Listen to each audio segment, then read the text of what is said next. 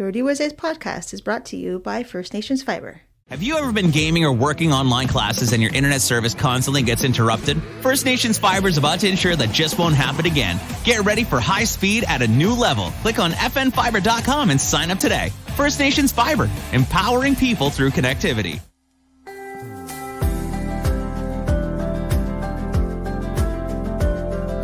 Welcome, everybody, to episode 11 of The Beading Table with your hosts, Leith Makiwa and Degarayakwa Stand Up, coming from Ganawage. It's beautiful outside, and we're here to talk about beading, artistry, all that kind of stuff, and hopefully extend to you some of our lessons that we've learned as artists in the beadwork world. So, Degarayakwa, how are you doing? I'm tired. No. I'm like all jazzed up and you're like, I'm tired. I'm good. I am so good. Actually, I am amazing because, hooray, I finished my order. That big, ridiculous order is gone and, well, sort of gone, but it's gone and out of my life. So can you share with the audience like what the order was? So Degarayakwa was working on an order for about 2 months. Yes. And Shelly said it was, what'd you say? Draining my soul. Draining your soul, and she said it was a hush-hush order. So what was the order? Yes. So I was commissioned to make 34 medallions. They were all identical. Hooray. Yeah. So the KEC over here, they hired me to do that for their BEd program graduates. Mm-hmm. Congratulations, everybody. Woo, congratulations. Good job. Yep. So that's what I had been working on for the past little while. And I couldn't say anything because it was a surprise. They were gifted it on they had like a dinner. So I made all of those medallions, and actually it wasn't as bad as I thought it was going to be. I really thought it was going to be rough to do them. Before you say it, yep. What did you think was going to be rough? Just that it was identical. Doing that amount of pieces that are all identical, I thought was going to be like, really rough, but it wasn't. It became mindless after a while. I just did it because it was there. Like I knew what I had to do, so it wasn't a big deal.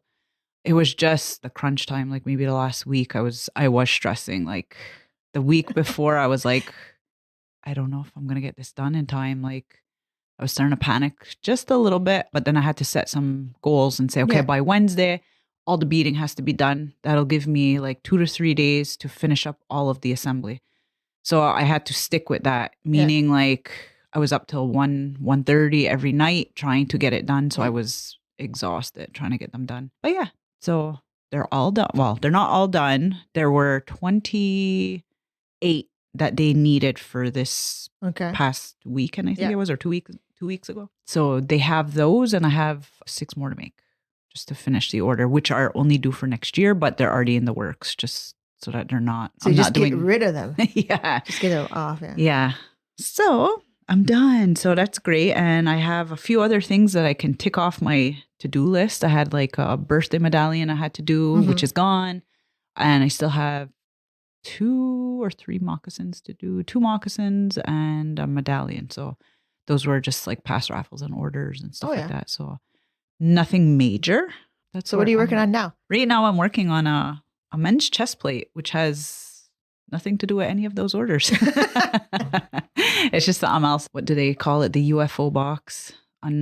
Unfinished projects, unfinished objects. Items. Yeah. Objects. Yeah. I had started it up years ago and I just never got around to finishing it. So now I'm working on it and trying to get it done. So, and it'll be up for grabs. I'll actually have something to sell. So whenever it's done. Awesome.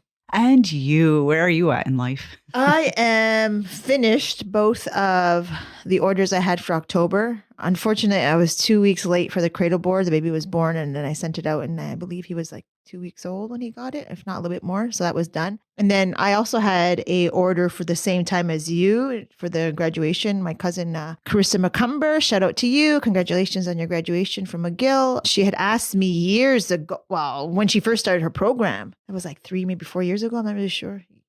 She said, hey, would you mind, like, would you be interested in beading for me? And I said, yeah, sure, no problem. And as the years went on, of course, COVID and all that stuff. And then it must have been in the summer, she reached out and just said, like, are you still going to do it? And I was like, yeah. And then she sent me her inspiration photo, which was lilacs. And I was like, oh my God, I never did a lilac before. And my grandmother, like our grandmother, where she lived, there was a big lilac tree next to her. So I wasn't sure if it was like in honor of that, which I found it was like, that was one of the reasons why she chose the lilac. But because I knew that I felt that maybe that's what it was, it put a lot more pressure on me to make it like really good. I didn't want to like disappoint kind of thing. And I didn't, and I had no real like reference point. I never really saw anybody make a lilac. I think somebody maybe last year or a year and a half ago did. Like I had a fleeting memory that they did, but so I really had no personal. And I was like, I don't want it to look like a purple blob on the thing. Yeah. And I was just like, I just put it to the really last minute, like 2 weeks before she was graduating. I had already beaded slightly the vamps in terms of the rope stitch and that kind of thing. But then I thought, okay, now I really have to design this and really put it in my mind in the forefront and really get it done. And it really turned out excellent. I am very proud. I am very glad that I was able to accomplish that. I think it's my most contemporary piece, just because it's just one big giant lilac bloom. And I've never done that. I'm always like adding it's always more of like a, I don't know. Like a story to like it or something. It. And this is just that story. But it really reflects like the photo she sent me. Everything, like almost all the colors from the photo are on this vamp. And then I just made the moccasins really simple. I didn't even line them. I was like, I don't want to, like, I just want to just do this.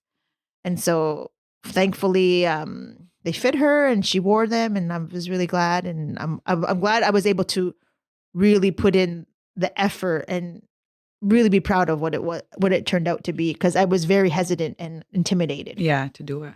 And I'm not really intimidated. I'm not really intimidated to do things because I think I feel like secure in what I do. But this was like totally out of my wheelhouse, and I really had no reference point, and I just was like, oh crap, like. And honestly, I did a lilac years ago. Oh, you did? But I didn't want to show it to you because I didn't want to influence. Really? I didn't even know. Yeah, but it wasn't just beadwork. It was a painting I did for a friend. It's 2 wolves, and then it's all lilacs on the front of it. Okay. But it's a painting though. So most of it's painting, and then there's some lilacs beaded on within the painting of it. I know, like you said, you don't like to really see too many, because then your mind gets locked onto those images. And then sometimes I find it boxes you in where it's like, oh, that's what I saw, so that's the way it's got to be, or you know. So so I didn't want to show you. You'll have to show me now. I'll have to hunt it down. I have no idea where it is though. Really? If I have that picture, yeah. So I did those 2 things, and then now I'm starting my daughter's stuff for graduation. Her moccasins are designed, like the vamps are designed. I started her purse. I'm like maybe 80% done. I did that over the last 3 days. So I was really excited. I'm really happy about that. And it was just all line work. And then I have some cuffs to do, and then I have to sew her Oneida dress and then do all the beadwork. So I'm trying to get all these like accessory parts done, because I know the rest is coming. That really, it's a bigger it's chunk really of it. A really big chunk. I really don't want to do it. I don't want to do it just because I don't want to cut the fabric and it not be right. Yeah. Because once you cut it, you can't make it go back together. So I'm just a little bit hesitant, but it'll work out, and that's about it. So we had some so what happens usually for us to find topics is we either like call out to Instagram, or we have conversations, or people have conversations with us, and then we like take from there. But more often than not, we have conversations and then we forget about what our topics are usually, or how intense and passionate we were about them. So what I started doing is this last month is I started recording our conversations, not like recording all of our conversations, but if I notice we're having a really good conversation, I'll record it on a voice memo so that I'll have a reference point. And so last night I was listening to some of our conversations, like, oh my God, it's some good conversation, and hopefully it'll come out today the same way it came out on my phone right now, but I'll delete it, of course. And of course, like when we're having conversations, we're talking directly about people who've actually talked to us. Whereas here, we're not going to say any names or do any of that, because like, that's not really, really cool. And we haven't asked anybody's permission, but maybe they'll know, because if they've talked to either of us and we talk about the subject, then shout out to all of you and Yawa for the inspiration. So one of our topics we had talked about earlier in the month during our taped conversation is, can you take constructive criticism? No. Yes and no. And to quote Margaret from the taping, it says, I don't know. I might be too fragile. It just might crush me. Yeah. And that's Sometimes. because you said you're a type of person. And what kind of person are you? I'm a people pleaser. Well, I'm working on it though. Not really. I am, but I'm like Not still really. working on it. But I'm getting to a point where I'm like, yeah, I don't care. And we had talked about like someone in your presence giving you criticism versus somebody behind your back giving their own personal opinion about things. Because I mean, I'll be honest, I've seen work, not necessarily beadwork. It could be anything, and I critique it, because I might be like, I make quilts, and like I said, like I'm sewing my daughter's dress, and I've made baskets, and I've done a variety of things. I wouldn't say I'm a master in any of those ones. I wouldn't even say I'm a master beater. Like that sounds doesn't sound right. I don't think so, because I'm a work in progress, of course. But if you've had your hand and you've dabbled in those things, one, how hard it is. Two, when there's shortcuts, when yeah, there's things like that are taken, or maybe when you look at it, you just know that some people they may not know certain things yet. yeah. Kind of like that. So we were talking about it, and then we were talking about like being the fly on the wall. Like, could you be able to take constructive criticism? And I said, oh my God, I'm for it. I would love to be in a room with people who are giving me their feedback and just critiquing what I made. And then I think though, for me, it's delivery. yeah. Mm-hmm. It's all about delivery, because if somebody were to come into my workspace and just say it's garbage, I would not be okay with that. I would be flipping out.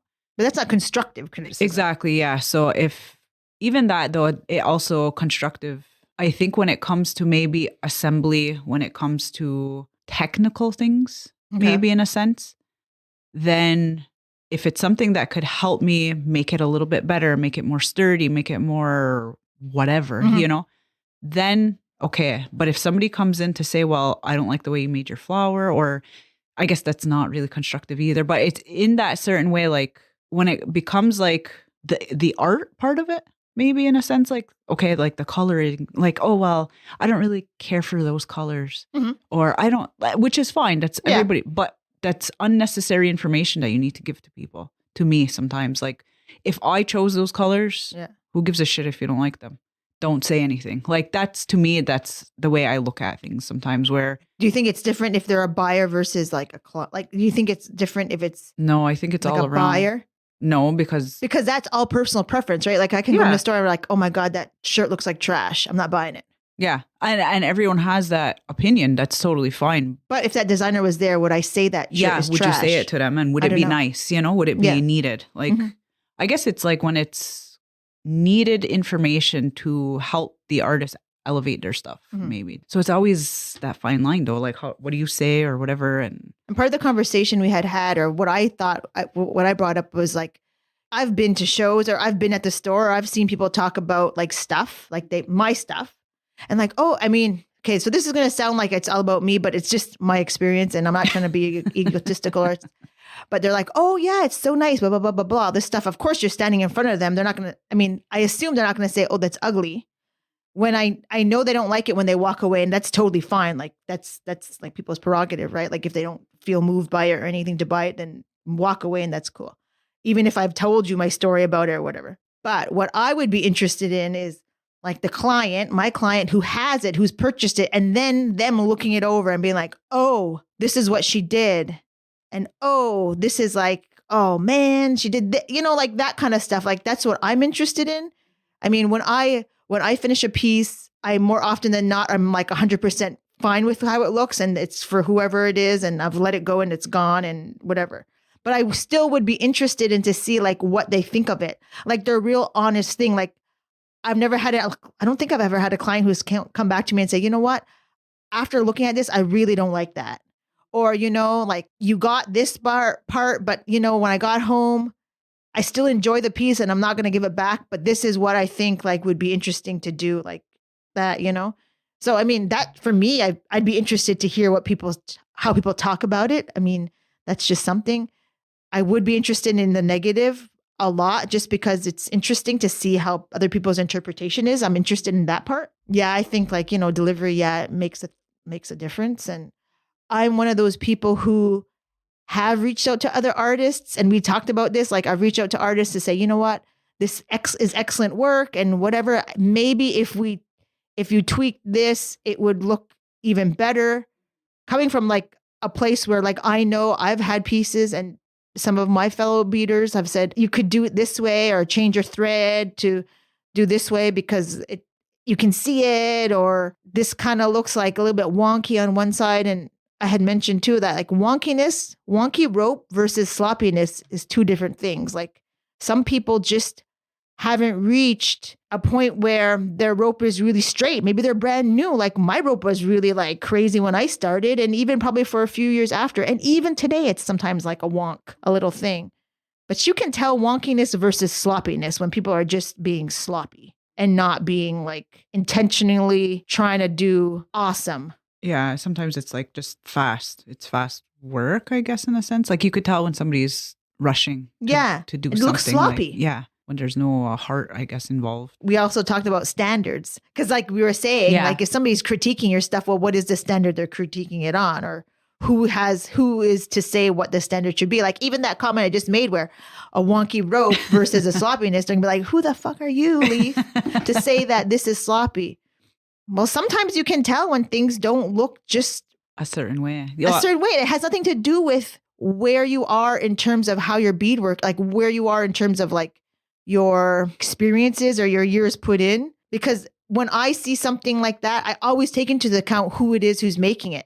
If I know, and if not, then I'm like, oh, I wonder who made that, like, and then thinking like, okay, maybe I could drop them a line and say, like if you need extra help, like just pull a little bit tighter and stuff like that, but yeah, sometimes it's just, it's like, I don't know, trying to find out the balance of it and looking at things like, because we were talking about also self-doubt. That was something that had come up before, and not wanting to discourage people, like in that sense. And I think sometimes the critiques, I don't know. Yeah, I don't know if everyone feels it's all delivery, I guess. Because I don't know if people get like self-doubt because people critique, or if it's just through like, I've had discussions with people, and a lot of self-doubt comes in when we compare ourselves to another artist all the time. I don't know why people do that. You're not like, we all do it. Everyone does it. I don't know though. why. Like, I don't know. Yeah. I don't get it. I think everyone does it anyways. Like you do it regardless of not just do you art. Do it? Everyone does it. You probably do it and don't notice it. I don't notice it, but I don't. Yeah. I don't think. But because I try not to. Yeah. Like I don't compare my wonky rope to another person's wonky rope. I see my wonky rope, but I'm not going to say I'm not oblivious to seeing things on other people's beadwork. Yeah. No, but in the sense that if it's a newer, even older beaders, like everybody does it. I have friends who are major beaders and sometimes do the same thing. They feel like maybe, oh my God, like this one did this one so great and maybe mine's not as good, or I do it. Like I've been beading how many years, and sometimes I'm like, oh, mine looks like trash. Everyone does it. It's that self-doubt that creeps in, because sometimes you see things that are awesome, that are so much more. Yeah. And then which sometimes it helps because it helps you to elevate your own stuff. But it's kind of like, but I think it's that idea of always trying to get bigger and better. And why though? You know what I mean? Like sometimes I have to pull myself down to say like, well, what are you doing? Like, why are you trying to compete? Or why do you feel like yours isn't good enough, or it's not as nice as the ones you just saw? Or, it's trying to like reel yourself back in, because it's that self-doubt that creeps in, like, oh, well, mine's not good enough, so I have to make it better. I have to make it, So I find there's a lot of artists that do that. Like I've had a lot of discussions with people, and especially for beginners too, giving classes and stuff like that. I see it all the time where people will come in, and if their stuff does not look identical to something, the example that I've shown or something, they want to throw it out. And I'm like, this might be your first class. Like it takes years to be able to learn how to make a straight rope, or how to, lay your beads flat. Like, and everybody struggles with it sometimes. It's not just beginners or anybody, So yeah, it's hard. I think it's like a lot of your own mental self-talk and like how you perceive your own work and yourself and whatever. But I think it's important to kind of like be kind and gentle sometimes to yourself. Like, and I don't think people are in general, whether it's beadwork or just professionally or personally, people don't have enough grace for themselves. Yeah. Like, most people have grace for other people just because like that's what people feel like they're conditioned. Like you have to be so nice to everybody, but people forget to be kind to themselves. Yeah. And I think that's like one of the things is that you have to just have patience and grace for where you are and what you're doing. Like you wouldn't expect a 6-year-old who's just starting to like do figure skating to be twirling around on the ice, like, like somebody who's headed to the Olympics. Then you shouldn't expect the same thing from yourself. Like, it doesn't matter how old you are. If you're starting something from new, chances are you're not going to be good at it right away. And if you are, excellent. And if you are, maybe that's something that you choose not to do because you want to do something that's challenging. Like I don't know why people put so much pressure on themselves that way. Like I put my pressure on myself in other ways. I don't think I put myself in pressure in comparison to anybody for beadwork. For myself, it's always, what can I do that's better than the last thing I did? And sometimes it's not. And sometimes I look back and I'm like, oh my God, like I can't, like, I don't like that anymore, what I did. Like this last pair of moccasins, it was one flower and I got a lot of satisfaction out of that than say my most ornate piece, just because I've never done anything like I just did. So I don't know, like for me, I'm always comparing myself to my last best thing or what I thought was my last best thing and not necessarily to anybody else because I can't compete with anybody else. I'm not them. Like that's not my thing. And it sounds kind of odd because I'm in competition, but I don't know what everybody else is doing when I'm in the competition. I'm just doing whatever I can do that's the best that I can do, not necessarily beating somebody else. I just got to do what I can do. I can't expect myself to do more than that. And I don't think people should expect themselves to be better than where they think they are. But you have to be realistic. Like I know where I am. Like I started off not knowing anything, like how to do whatever. And I was like on the bottom rung in my mind of what I did, And now I'm more maybe like a half rung, like I'm a little bit better than what I was. I know I am. I can see the progression. Like that's obvious. Mm-hmm. But to say I'm better than so-and-so versus so-and-so, well, not necessarily, because it's all personal perspective. Like somebody might like a wonky rope and I'm trying to strive not to make a wonky rope. So they're going to want that more than they're going to want my stuff. That's all about the purchaser. It's all about the buyer, their client, and it's all personal perspective. And people have to take that into account. Like I always say, there's a market for everybody. There's somebody for everybody, and there's a beaded piece or any kind of artwork for anybody. Like sometimes people buy a canvas that just looks like it's white. Mm-hmm. Yeah. What the hell? But hey, and that's it. That kind of goes into it because art is, as they say, it's subjective. So where do you say that this is better than something else? And I think it comes down to like that, like the criticism of maybe just the construction of it, or like if you see maybe like a whole thread of string hanging off, or like your beads are hanging down and you know what that's going to break, those things and whatever. But yeah, I think it's just trying to keep the blinders on too sometimes, because even that, like years ago when I first started, we didn't have all the social media that we have now. And you see where the influences come in too. Like I had more teachings with Merit, so a lot of my stuff looks like hers, because that was the influence at the time. You took a lot of classes, right? You took a few classes? Yeah, I took, I think, 2 or 3. I think I've taken 3 classes. 2 classes. Yeah, I've done like a few moccasin, maybe, no, I've done 1 moccasin, 2, I think. Anyways, but yeah, so you see that, you see like the inspirations at the time, and then, you just kind of go from there or whatever. But yeah, I think it's just, you just got to kind of put your blinders on and not worry about what other people are doing and not beat yourself up. Like I felt it like not too long ago, like Jessica Hernandez put out that beautiful, like beaded, the purse, that little, it was like the inspiration by the purse she put in for the Yuntaka. Yes. That was so beautiful. Innovative. It was very innovative. It was. And I felt so like it was beautiful, and I was so, and then I felt sad because I was like, I know he told me. Because I'm like, I am so bogged down with every other crap. Like, even if I I do have the time, but I'm just not in the space to make anything creative. And I was just like, I want to make something so damn You're not nice. like soaring out of creativity. Like you're not soaring not out right now, right, so I was just kind of like, oh, I want to do something that's so amazing. Like, so it just kind of made me, it didn't make me feel bad. I just felt bad. Like I made myself feel bad. Because you could see like it wasn't necessarily, you could totally see it was her, like the colors and everything. Yes, it was like totally her. So nice. But it wasn't necessarily in the same realm that she's usually doing. Like you could see that it was like out of like. Yeah, it was totally out of the box. Like it was something, it was her own inspiration that she'd seen a high-end purse. Yeah. Yeah. So, but I was like, it was so innovative. It was so different. I was like, I want that inspiration. I want something to hit me and like, oh shit, I'm going to make something amazing, Yeah. So I'm still waiting, but hopefully it hits me. I wonder, like I had a question, like, not a question, but when I was listening back to that taping and talk about how some newbies are stumped by their comparison of work, like you had said, versus like where they are. And I wonder, like, maybe a question for the listeners is, what would you ask in a beading class that you never, like you feel like afraid to ask about?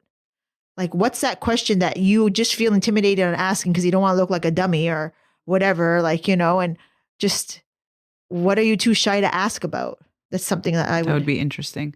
I'm like on the other end of that. I don't care. I'll ask you whatever. If I need to know, then for sure. I'll ask. Like I'm a little bit more open on that. Sometimes even it puts my own foot in my mouth. But if I don't know, I'm going to ask, Yeah. So yeah, definitely that's an encouragement to say like, if you want to, you don't understand something, you don't know, like ask. That's the only way you're going to learn. So, but that would be interesting to see like, and sometimes it seems like people think it's like a dumb question or it's something so simple or, but not everybody knows. Yeah, like, you don't know. Like if you never listened to our podcast and it's only been out for 11 episodes and you've never been to a beadwork class, you might not know the news of the beading world or whatever. Like I didn't know anything about any shows or anything until I think it was the late Gail Montour went to a show, went to the Herd and came back. And then Carla Hemlock went and she went to these shows and I heard about that. I never knew anything. Like it's such a wide open topic, the arts, especially beadwork. And now like with more social media, of course it's out there more, but before it wasn't so much. But if you haven't had any exposure, of course you're not going to know, like, you're not going to know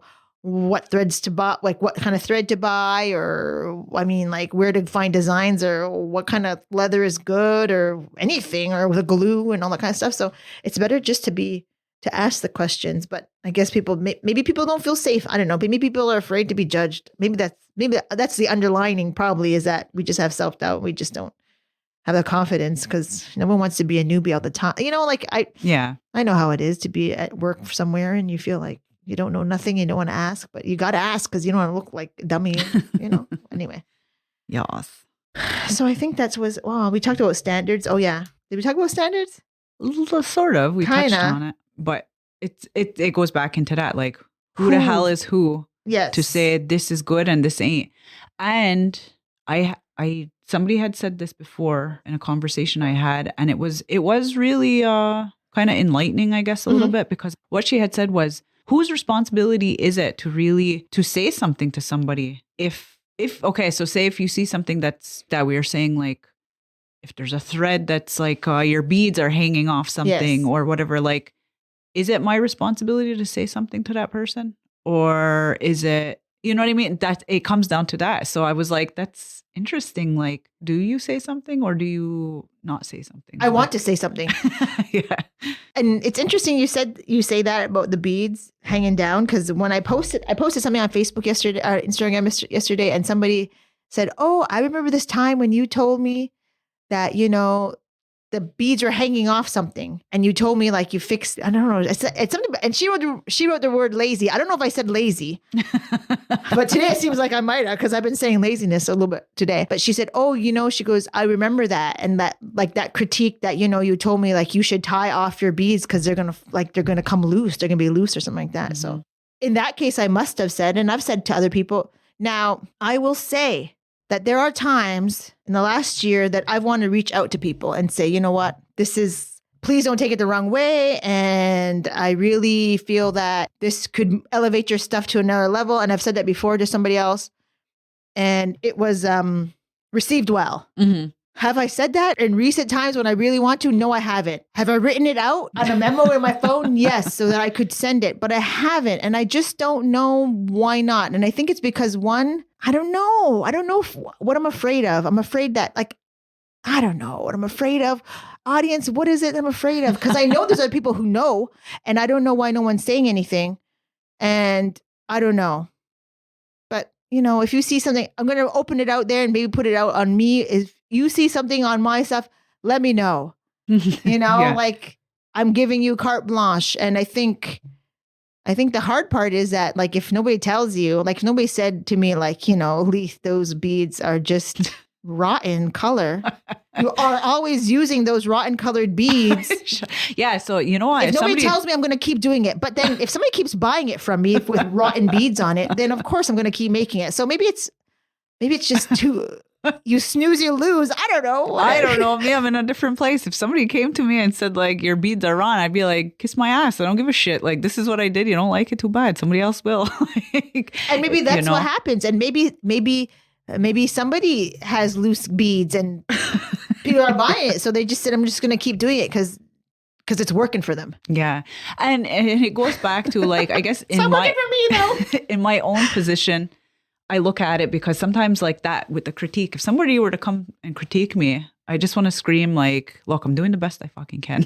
like you wrote on the thing and you said, well, that's my trauma. Like, yeah, so it's like, I sometimes you have to take that into account. You don't know where anybody's at with their own stuff. So it's sometimes that's what's hard too. But that's why I talked about delivery. Yes. Sometimes like when you are wholeheartedly out there trying to help somebody else. Like I'm not trying to bring anybody down. That's the last thing that I do when I'm trying to say like, I'm trying to elevate you. Yeah. Because I know, I know. And it's not I'm not going to say like people are talking because we've talked about some loose beads, but whatever. But so, I mean, I'm not trying to do it so that I'm like trying to be better than you or be more competitive against you. Why would I tell you if you have loose beads if I was trying to be competitive? I'd be like, keep doing the loose beads. You know what I mean? Like, and it's power. Like wisdom is power. Knowledge is power. And if you're regardless if you're in like corporate wherever and doing all this stuff like money management and the knowledge of money is great. The same thing with artistry. If you have more knowledge about maybe your art and then maybe the larger scale of the art scene, then that's power. Like, and I'm not saying power like your power over somebody else, but it's that more, it's for yourself. It's like you're more knowledgeable. It gives you more strength for yourself, not necessarily in comparison to somebody else. Like, I don't know. It's all a lot of if you think my bullshit. No. If you think my beads are no good, then let me know. If you think my beads are no good, let me know. Hit us up. Yeah, but yeah, it's all perspective, I think. Yeah, it's all personal, and that's just that's just my personal opinion, and it is because like it's not the gospel. Let's just say that. Yeah, exactly. Like I remember I have a small story years and years ago. Like, I mean, when I was like 14-ish, I remember being at an art showing along with another artist. And at the time we were looking at different artists and their work. And there were paintings up on the wall. And at the time you could tell that the artist herself was going through something. Yeah. Because the paintings were very heavy. They were very dark. They were very, they were kind of scary actually, to be honest. Like in that sense, but they were beautiful. Her work is amazing. Like this person at the time. And I don't want to call anyone out. So I remember standing with another artist at the time, and this artist, I don't know if the artist felt threatened because the work was so amazing. Okay. But just tore it down completely and said, well, this isn't art. And I was like, what the hell are you talking about? There were images of people, and like some of the images, like it was people like melting and like, but it was so detailed. It was so like, I wasn't even just looking at what it was. I was looking at the technique and the work that was put into it and everything. And this other artist, I was shocked at how they were, you know, I was like, where is this coming from? Like, are you threatened because this other artist is so amazing, or do you really just hate it? Like, I don't, but I was shocked. And it was like somebody that, you know, was kind of up there and on the scene with their own with their own art. So I was kind of like, wow, that's what you think of other artists? You know, I was just taken aback at the time. So I kind of kept that in my head. What an asshole. You know, so I don't know. I have a story. So the first time I ever went to the Herd Market, I got best of class for beadwork. And, I think it was diverse arts. I'm not sure exactly. I can't remember right off the top of my head. And I was like, it was brand new. I never showed anywhere. This is the first time anything. And I'm even right now my heart is beating and I'm feeling kind of hot. And so whatever, like, people were saying congratulations, all that stuff. And I didn't really, when you first get on there, you don't really know like the extent of what's going on because I wasn't part of the scene. And so it was just like, whatever. And people were like, oh yeah, it was nice. So stuff like that, whatever. I never sold, but that was okay. And, but I didn't realize that other artists in the category come and check it out, like to see, because yes, you might see it fleet slightly when you're seeing at the awards thing, but people want to see it. I don't know. Like, I've done that. I've done the swoop by and seen somebody who like won the top prize just to see what it's like. Cause you don't get a chance. So I was standing there and this lady comes and she was an artist. I'm assuming she was an artist. And she goes, that's what won. And I'm like, but I tried not to say anything. Like I wasn't trying to do whatever. My mother was there too. I don't know if she was there at the time though. And she's like, that is what won. And I was just like, yeah. Because you cannot, yeah. Mm-hmm. And then she proceeded to say, well, so-and-so made this out of this and whatever and all this stuff. And one, I don't know anybody who's part of the scene. Mm-hmm. I don't know any artist. Like that's where my ignorance is in that regard. Like I don't know anybody. So I was just like, oh yeah, okay. Like, and basically saying like the other person should have won because they were using precious stones and all this other stuff. And I was just like, that's where the judges thought it should go. And it's all personal perspective, right? So, but it was funny because I was the artist being critiqued basically. And I was just like, okay, like, wow, what am I going to do? I'm not going to say, yes, this is so beautiful. Like, that's not what it was either. But I was just like, oh my God, this lady just came here and said that so-and-so should have won. Basically, you shouldn't have won. Basically, I shouldn't have won. And like, that's what it was. And I was just like, well, there's a ribbon. So, okay then. But then nobody wanted to buy it, which was fine. And that's a piece I just posted on Instagram. And then people were like, oh my God, it's so great. But yeah, it was good. And my son likes it and he's using it. And that's one of the things I haven't sold. And I haven't sold a purse that I made too. And I think I just might keep it. Like, why the hell not? Just keep some things for myself if they don't sell. And so anyway, but yeah, it was just funny because I was just like, I was brand new and they just were like, she just said, well, so-and-so. I'm like, I don't even know who that is. Like, okay.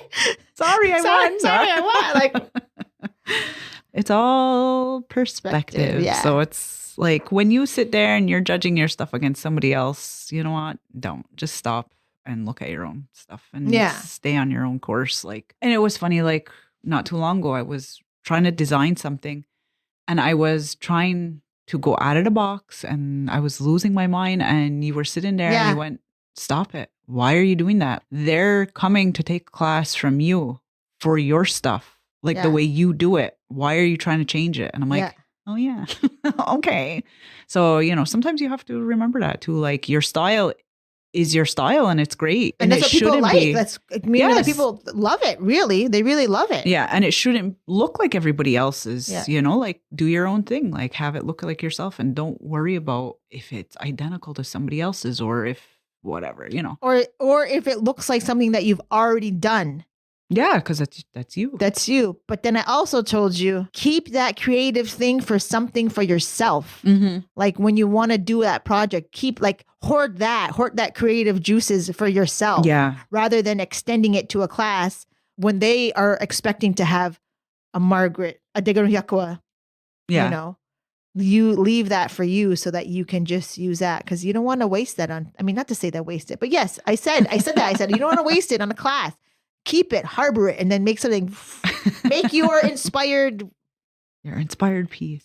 Yeah, use Jessica Hernandez's piece as an inspiration and how that made you feel. Like, I want to do this. And I do have a major project in mind. I'm not even going to share it on here because... Well, you shouldn't. I don't think I shared it to anyone yet, but I'm just not there yet because I know it takes a lot of time and I'm just not in the space yet. Maybe when the snow starts or I'll feel it, but I haven't been there. Get those last 3 pairs of moccasins done and then you'll be able to be like... Yeah, maybe that's when it'll come. Because it's there. I know what I'm doing. I just don't feel like it yet. So hopefully something. That's like mine and my 12-year project. I already have everything. So I had other questions too that I had put out. So we could do those quick. Mm-hmm. So the question was, what tips and tricks would you like to know about raised beadwork? So a few questions came in. Not too crazy, but edging styles. So that's all they wrote. So edging styles. I don't know what that means. So, well, I know what it means. Did you but post a picture of an edging? Is that what it is? Like rope stitch? no, or they like just edging, asked edging? about that. So the different styles. So Oh my God, there's so many, and people are making up so many new ones. I mean, I Yeah. wouldn't say people are making up so many new ones, but you see people who have some more innovative ones. Off the top of my head, I can't think of them. Mhm. Probably because I would scroll fast, so I wouldn't copy them. But I tend to do usually. Some people use what do you call I saw somebody do a sequin one. I'm not sure if it was Addie or somebody. I'm not sure. Somebody did a sequin. I did one on my that. Was it red? Yeah. Okay, so it It's was on the you then. frame. Okay. I did it in the centers because those sequins were from my great Not grandmother. sequins. Sorry. Bugle beads. I know Addie Oh, did some with sequins. I Yeah, didn't do like in those terms of ones. that one. But the edging of something was I just saw bugle Gugui Dana beads. do one, but they look like wampum beads on okay. a yoke. Yeah, I saw that. Yeah. Bugle beads. I know my cousin Wasakuyosta just did one on purses. They were the Is that it? long, Was it- round bugle beads. No, it was all something. along. It was like almost like one of those like 1-2 edges, but it was bugle beads. So it kind of just looked like this, like long rectangles. I'm not sure who it was. So if you know who it is, or if you're that person, yeah. tag us on Facebook. I mean, on Instagram. But I tend to do like the 1, 2, 3, or the little like little triangle. Yeah. 1 bead, 2 beads. Whoever's listening, if you're not a beader with this kind of edging, you probably have no idea what we're talking The about. lingo. The lingo. So maybe we'll say 1, 2, 3 edging, or I will do. I call it like the lacy look. It looks like, It's just so small though. well, I usually round mine, so I don't keep them pointy. No. See, I'm talking about like the 1 bead, 2 bead. There's only 2 beads. When you go through. I when see. you go through, Yeah. like kind of like I that. see what you mean. Yeah. Or I'll do like the scalloped one, like like, That's what I call it. like the little dome. But then the one that takes the longest is like the lacy one. Yeah. That one. But it looks really good. Sometimes it looks hard though, like depending on what you're using. Yeah. And I find like sometimes I switch it up to depending on male or female. Yeah. I you always might do like pointy. I make it pointy for Yeah. guys and roundish for women, like just I don't know, the whole vibe of it. But yeah, those are different. And then I there's don't like the even know if- triangle one where it's like, it's just one line and then you go through this last bead and then you go back down. Terry Thomas does it a lot. Yeah, that it peaks. I do that too, but I do a different one where it's you go through one and then I'll put like 6 beads on, you go through one, go Yeah. down, then you go back through one, that kind of thing. Yeah, So, I think she does the same one. But hers it's are- time because, or what? No, hers, well, maybe it is the same, but she does something else because she ends up with one at the top. That's what you're supposed to end up with one at the No, top. the way I do it is different. Like I don't do the one at the top. So mine stay flat almost. Hers gets a point. Huh. Yeah. I don't know. There's one extra step I think she does on hers. But she does that a lot. And I find that to be the most daunting one of all, even more than that lacy one. Because it's like you got to make sure that bead is pulled. I don't really like that. So shout out to you, Terry Thomas, for that pointy thing, that pointy, The pointy edge, one. the pointy edge. But The scallop one, I would say takes the. which scallop one? That's like when you go 1, 2, 3, 4, and then you come back down where the whole thing is full. Oh, you mean like the lace look? Yeah. Yeah. And I'm thinking of like scallop, like Oh, like 9 beads go through one, not 8 beads go through one, or however that works. Whatever that combination is. Everyone's probably like, what the hell are they talking about? But what I did once for, I think it's for my cousin, a yoke, I did the lacy edge and then I put like fringe. Oh, yeah. So it was like a double. Yeah. I've done that, I think maybe once or twice. And it's a little bit extra work, but it just adds a little bit It more looks nice, yeah. fuller. Not just, I don't know if I think you inspired me, but I did that on the community challenge one too. On Okay. my piece, it has the scallop is all there, and then I think I did 2 drops, Okay. and Some people really do really good fringe, man. Intricate, yeah. I'm trying to do a fringe on my daughter's purse right now, and I suck at the fringe. Some people have really good fringe. I'm just like, jealous. I like the Gahanwakwa too. Shout out hers. She does like the twist at the bottom, Yeah, the but it's twist, all yeah. beads. That's pretty cool too. Somebody else, I think it was, I don't know who it was. Maybe it just seemed like it went down and up, down and up, down and up. Like it just was like really thin, but it was long. I don't know who it was. So if that was you. Good for you, because I tried to do it last night and it didn't come out real good. So I had to take it all off. And now I'm like I don't want to just keep doing the same old boring one, but I don't know. Sometimes if it works, it just works. Mm-hmm. So that was one. So those are all the million different ones that we think of that we don't even know what they're called. We just name them as we go. Oh, there's also whip stitch. That's like the edging. That's another edging. Oh but yeah, that's I love the whip stitch. That's like you cover the entire edge with all your beads. I love that one. So that's for edging styles. You can hit up all those people and look at all their stuff. Yeah. They do all those. Just keep scrolling. Yeah. So another one I got was how to wrap velveteen neatly onto the vamps, especially near the, in quotations, corners, like at the top. So some people's vamps shapes are fully rounded almost, where it's almost like an egg type of look. Yeah. And sometimes there are almost like a corner at the top where like a sharp corner? A little bit, yeah. Okay. It's that, you know what it is. So I had reached out to her because just to explain it, where there's a perceived corner at the top there, I cut that right out. I just don't go super close to the edge because then you don't want no gaps, but that's how I do it. And then it doesn't bulk up. So for me, I hate that bulkiness to it. So I just check out that whole little square and I get rid of it. So, and then I don't make cuts to my thing. I just flap them all over. And wait, you don't make cuts? What do you mean? When I'm folding it over, I don't cut it. Oh. I just. Okay, so I do the complete opposite. I always keep that corner and I cut it at an angle so that it's very, very thin. I fold that one over first. Then the other opposite side of the corner, I cut at an angle so there is no bulk. The bulk will be only what I put down first. And then I fold it over so that the corner is always covered. So it's always covered with a piece of fabric. It could be even just like a sliver, it seems like. Fold it over and then I fold the other sides in and then I always cut. I'm always cutting. I'm always decreasing the amount of fabric on the back. Yeah. So when I do it too, I fold it all over. I don't make all the cuts. I fold it. But then when you fold it, you get a ridge at the top. I just snip those off. Oh, I see what you mean. Yeah. And then I just cut off the bulk that's left over at the edge, like at the end. Yeah. If there's extra. Yeah. So we have just different ways. Yeah. Yeah.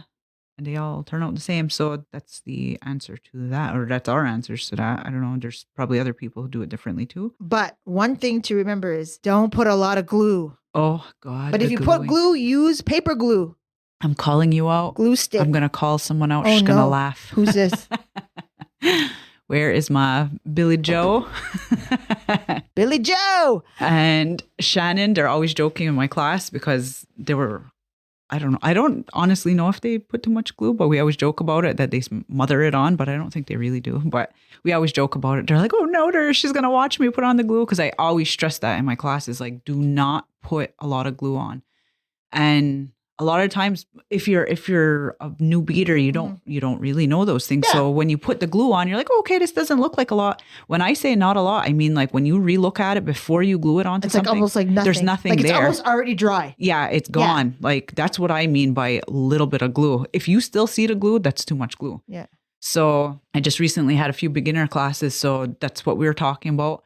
And sometimes, honestly, you have to let people do. Yeah, they have to do learn. It. Because they did it, some of them, they glued it and it was hard as a rock. And some people don't realize that when you're gluing, like if you're still gluing the velvet from the front, it matters too how much glue you put on the back. Like it's not just the front, because those two sections of glue make one humongous like sandwich, and then your needle's like busted or broken and your fingers are sore. Hard as a rock trying to get through it. So glue, do not use a lot of glue. So, and when making those cuts too, I always tell my class, do not cut all the way to the edge, because when you go to wrap it, you're going to see that cut. It's going to wrap around, or sometimes it just starts to fray. Boop, and it'll run right into the front. So if you still make cuts, don't cut it too close to the edge. Don't do that. So the other question was, which thread conditioner do we use? I don't use any, even though I have one and I lost it. Mm-hmm. But the one that I used to use was the one that you gave, and I don't know what it's called. It's Indian Creek thread conditioner. And I get it from the Indian Creek lady. I don't even know what her first name is. But she's on Instagram. It's NDN Creek. And yeah, it's really good. And I used it last night. I use it just because it just works. And I think I just like it. I like those kind of things. It just adds a little bit of something, because I always saw people using like beeswax, and I find it too like thick and gummy kind of thing. Yeah. Okay. So that was the other question: beeswax or conditioner, and what's the best thread to use? So for me, I don't know too much on it because I don't use any at all. But the thing was, whatever I used before was probably the beeswax. I didn't like it because it left like a filmy feel on your hands. And when I would go through, sometimes it would come off the thread. So now you get like a chunk of wax on your fingers. Not even on your fingers, but sometimes like when you're pulling it right through. Oh, like through the thing. Yeah, so it's on your velveteen or it's, and I'm not about that. So I didn't care for. So I'll have to try it out more. And for the thread, I use the one that you have. Nymo. That's what I use too. I mean, and some people have said, like, I've been to places and people are like, well, what do you use? Why don't you use this? And I'm like, I don't know. I don't know. I mean, I know some of the threads. I know there's like one that's just like beading thread, they call it. But then I think the quality turned after like maybe 12 years ago, the quality of that. And I won't say where it came from, but the beading thread changed. So I stopped using that. Maybe it was even more than 12 years ago and just started using Nymo. Well, my mother had Nymo at the store. So that's like when she had Blue Sky beads. And so that's what we use. Yeah, I tend to use Nymo. I know there's a few other ones, something called G-Long, I think it is, or something. I think that's what it's called. I've used that and that was good. And I got that. I just happened to have it like, I was away and I had to find thread and that's what they had. So I used it. So that was good too. But yeah, I tend to use Nymo. Yeah. Double O or B or D or whatever I'm using, like whatever kind of beads I'm using. So yes, it's all personal preference. But I will say that if you are using a thinner thread, don't make it super long because if you're going in and out of fabrics or something, it's going to fray at the eye. There's no way to get around that because it's so thin, that needle head there. So it's just going to happen. So it's the pressure from going in and out of the it's going to happen. So don't make it super long because then you'll be wasting thread or you'll be disappointed. So yes. So another question was, okay, how do you incorporate colors and different size beads in raised beadwork? So that's kind of interesting. And that's, I think, to each their own, that everyone has their own preferences. Yep.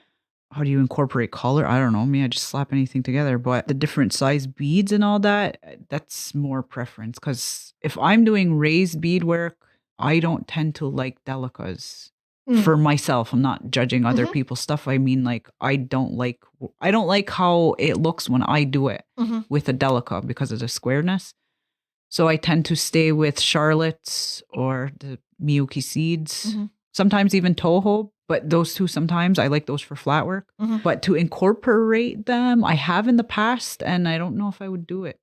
Not with like a Delica and a Miyuki. I don't know, unless I was going for something. But no, I don't know. For raised, I tend to stick with rounder beads for me personally. Different size beads. So different sizes. Yeah, I don't know. You can always change things up. I've seen like so much where people do the flat work in bigger beads and then you fill it in with smaller, or you do all the edging in bigger beads.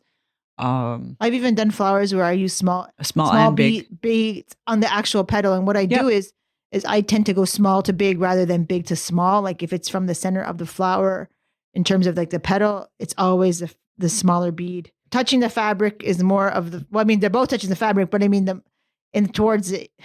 Yeah. If you're doing a petal, it's starting from the center going out. So center is smaller, going out is bigger. Because yes, you want to see a progression, but I don't want it to be so obvious because you'll see it if it's on the outside of the edge, more obvious. So, but I mean, and people are always incorporating different size beads when they're doing their, what do you call that? Their fringe or even their edging, like, you can do like 2 beads and then a giant bead in and down or whatever. So, I mean, that's easy to do, but I think like I think people should be more open to changing the different kind of beads that they're using. Like you said, like Charlotte's or different things, because they add the cut textures, on a Charlotte gives it a little different dimension.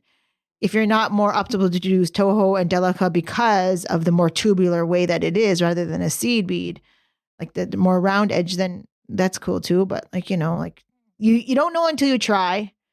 And colors, well, sometimes it's just trying and then taking it off and then like I'm using all white for my daughters. And let me tell you, people think, oh yeah, just doing all white. Well, there's like 30 different whites I have, and it's all different colors because some might have like a little bit of iridescent, and some are matte, and some are shiny and pearl, and then one looks like a pearl, and the other one looks pearl, but it's more like not so heavy in terms of it's just a lot. It's hard. It's actually really hard. I did that all red pair, and honestly, if you are doing one color where the tones are slightly different, mark it down. I had the hardest time because once the beads are on, sometimes if they're translucent or whatever, they change their color. So they don't look alike. They don't look like what's in the tube. Yeah. So then I was like, oh my God, what did I use here? So now I had to really look and whatever. So mark it down. It really does help. So another little tip. And the last question was, what weird quirks do you have when you bead? What weird quirks do I have when I bead? So Or what constitutes weird? I don't know. I guess like for me, I have to have short nails. I can't work with long nails. Oh, okay. I hate it. Oh, like that kind of quirk. Okay, so if we're talking about nails, sometimes, not sometimes, all the time. So my nails are really short because I cut all my nails before I start a big project. And then I wait to see how long they get well in the project. And I like to have nice colorful nails as they keep growing longer. That's why I haven't had color on them. So that's my quirk is I cut them all and then start a big project to see how long they get while I'm beading. That's one. So yeah, so that was the question. And mine too, I can't work with long nails. I have to just in general in life, but I just can't stand the feeling of like my nails touching anything. And so I got to cut them. One of your weird things is that you're not a messy. Yeah, you're not a messy beader. Oh, hell no. And I'm totally the messy beader. But it goes back to what I had said in the past podcast. Like my brain already feels messy. I have a messy brain. Filled to capacity. Yeah. Messy just sounds out. Yeah, I know. It just seems like. Yeah. So that's why that's my own thing where it will look messy for a bit though. It's not like I'm picking up every string after I cut or whatever like that, but there's a nice neat pile of strings and then there's like after a while I feel like everything's like caving in. So I'm like, ugh, I can't. Like if I cut out a pair of moccasins, when I go to sew them up, I have to clean before I do it. So I have to put all the stuff away, all the extra material, all the leather, anything that I don't need anymore has to get put away. Otherwise I feel just like there's so much shit on the table. And I like to have like a lot of big clean space to work with. So if it's all everywhere, then I'm like, oh, I can't do this. I have a question for you just because I just thought of it just now. Yes. So a lot of times, like you might see like on Instagram or anywhere, people have like colored designs. Like they do their design and then they color it. Have you ever colored your design? And I'm not necessarily saying like in terms of like raised beadwork. I think for flat beadwork, I've seen people I've seen it. And I wonder like, I don't do that. And I don't think I would even, because I'm not an artist like you, like I'm not a painter. Like I don't have that kind of way. I think what I do is just through the beads. Like I wouldn't be able to put the colors. I wouldn't be able to color it that way or draw it that way, but I can bead it that way. So I just wondered like, have you ever colored your design, like your flowers or anything? No, I don't. Mainly because I like flexibility in work. I don't like things being so rigid. I don't like having restrictions, and I find it sounds... Which is so opposite of what you just said. Yeah. But it's, it's maybe that's where it is. That's where it comes. But it's controlled flexibility. Yeah. I'll start a project with a color palette. Maybe I don't draw it out because I see it in my head already. So everything's already there, but... But you pull everything, right? Like you pull your beads though? Well, yes, to a certain extent though. Okay. When I pull beads what I like, what's pulling me in that sense. But I don't pull beads to say, oh, well, I need a flower color. I need a vine color. I don't do it that way. I set it up like, oh, okay, I really like these greens today and I really like this gold and oh, this might look nice with that and this. And then when I go to the design, then I do it. Then I'll kind of place things where it is. And because I think I do it in that manner, I have to be flexible because I don't have a set thing. Yeah. So, and sometimes, like I said, when you have beads in a tube, when they go onto the velveteen, they don't always look the same. And you got to change them out. Yeah. Sometimes they're like, I just did that. I'm doing like it's a man's thing. So I'm trying to keep it masculine. So I had a tube of red, but when I put it on, it had a pink look. So I took that off, so you have to be flexible a little bit. That's why it's good to have a lot of colors. Yeah. A lot of beads. A lot of beads. From wherever your local bead place is, wherever you love, whatever you like I think like people should always just pick beads that they like to, but that calls them, like you said, like, just buy them and it'll work. Cause like that's something you want to work with. So I don't know, but like I've pulled like maybe 50 different whites, big beads, small beads, bugle beads, all these beads. I've pulled about 50 of them, I would say. And I've only used like 4. Yeah. But I might just use 4 and that's okay. But I had to have all of them so I could As an option. Because I like to have options. Yeah, that's me too when I work. So, and I don't know if you have anything else quick. We'll wrap it up soon. No, that's all. You covered all the questions from Instagram. So that was that. Maybe just like to reiterate, to be kind to each other, be kind to yourself. Take a step back from your work sometimes to see a different perspective. Take a picture of your work and then look at it because it looks different on a picture than it does in real life. Mm-hmm. There was one last thing. Yes. I will say that we had, it was a conversation that I had about this lovely topic again about copying and all that. Okay. And how sometimes it's discouraging. So. Oh, yes. Yeah. So we'll talk quickly on that, I guess. Yes. The question was for some new beaders, it was discouraging because they felt like, okay, well, I'm going to make this, but am I copying somebody or are they going to feel like I copied them? And so we've gone on that topic before. And the idea of copying comes from, to me, it's carbon copying. That's where I think it's intentional. Yes, exactly. It's an intentional copy. When you're copying when somebody you see somebody's stuff that you love and you do it bead for bead, yes, that's copying. Yeah. So when you do something that is more inspirational, like, okay, Leith did a white flower. Oh my God, I want to do something with white flowers and I'm going to do something, whatever. That's inspirational. Like you shouldn't feel like you're copying somebody because you decide to do a white flower and you just saw it on Instagram. Yeah.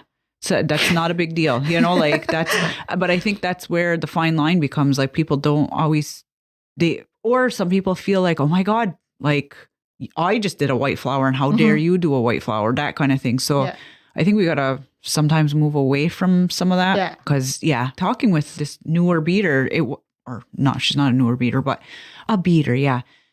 That's what she said. It was like, sometimes it's discouraging because she feels like, oh my God, am I doing that or whatever, so I don't think you should worry about that because also we bead according to seasons a lot of the time. Mm-hmm. We bead according to what's going on in the world, what's going on in our lives, stuff like that. And a lot of other people are affected by those things all at the same time. So it triggers a lot of people to be doing the same thing. Could be just energy. Yeah. So inspiration is not a big deal. And don't get caught up on those kind of things. Like if you're out there, stealing other people's stuff, you're stealing. Where, and those lines. Like only you know those lines. But let me tell you, if you post it and somebody else sees it and you can see exactly where it's coming from, well, then, it's copying. Yeah. If it's a carbon copy, then maybe you want to rethink that. But like I said, if you don't, then don't. Like if you don't even care that you're copying, well, you might be called on copying. Well, and if you don't care, then don't care. Don't care then. But people are going to be talking about you. I'll be talking about you.